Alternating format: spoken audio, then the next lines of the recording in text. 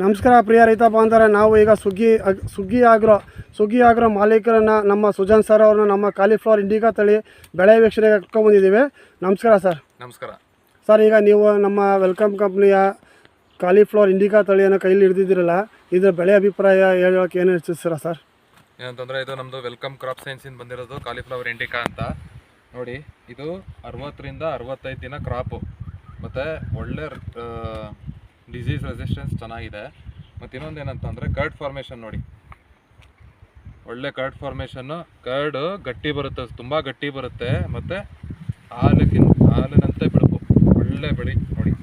ಮಾರ್ಕೆಟಲ್ಲಿ ಇದು ತುಂಬ ಫೇವರಬಲ್ ಕಾಲಿಫ್ಲವರ್. ಇದು ಹೂಕೋಸು ಅಂತಂದರೆ ಹಿಂಗಿರಬೇಕು, 1.5 ಇಂದ 2 kg.